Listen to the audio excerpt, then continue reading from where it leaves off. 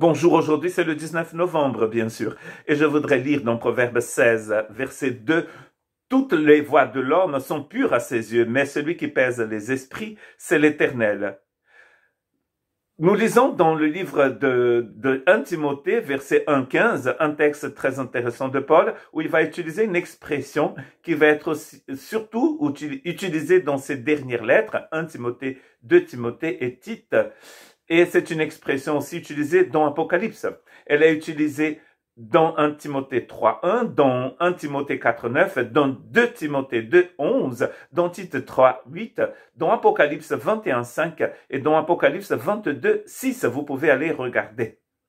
Et cette expression est celle-ci, c'est une chose certaine et entièrement digne d'être reçue. C'est une chose certaine. Et quelle est cette chose certaine? Jésus-Christ est venu dans le monde. Ça, c'est la première partie de ce texte. Jésus-Christ est venu dans le monde. Déjà, Paul est en train d'affirmer la divinité de Jésus. S'il est venu dans le monde, c'est parce qu'il était avant. Et donc, il est venu de quelque part et il est venu dans le monde, sur la planète. Il est venu vivre sur cette planète. Donc, il est venu vivre ici parce qu'il est venu d'ailleurs. Et comme il est né ici, en tant qu'un homme, son esprit est éternel.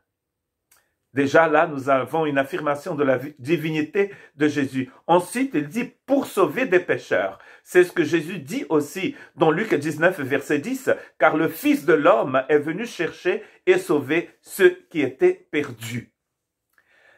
Donc Jésus-Christ est venu dans le monde pour sauver des pécheurs.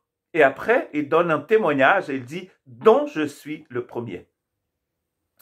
Très intéressant. Nous trouvons ici un Paul qui est beaucoup plus mature que celui qui a écrit un Thessalonicien. Avec le temps, il a appris à connaître Dieu. Et plus tu connais Dieu, comme Paul, plus il a connu Dieu, plus il se rend compte que sans Dieu, il est mort. Il dit, Jésus est venu me sauver parce que j'étais un pécheur. Maintenant, il est un pécheur pardonné par la grâce de Dieu. Sans Jésus, vous ne pouvez rien faire.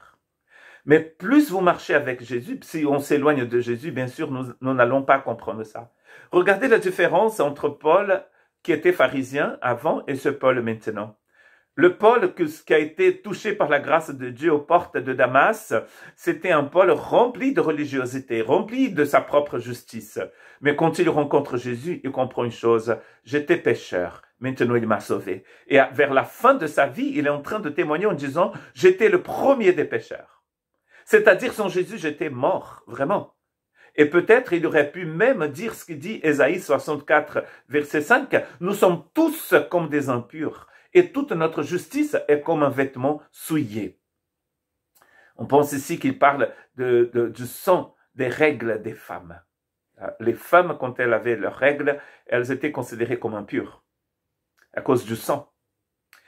Très intéressant, Ésaïe ne dit pas « nos actes, nos mauvaises œuvres, les trucs abominables qu'on fait sont considérés comme des vêtements souillés. » Il dit notre justice. Nous avons besoin de la justice de Dieu. Notre justice, c'est de l'impureté. Vous imaginez notre injustice alors? Devant un Dieu si saint, si parfait, si merveilleux, notre justice, c'est des vêtements souillés.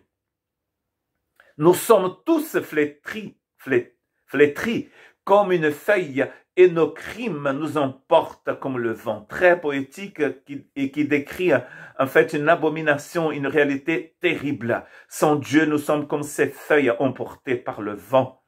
Dieu sait ça et nous devions le savoir aussi. Que Dieu vous bénisse.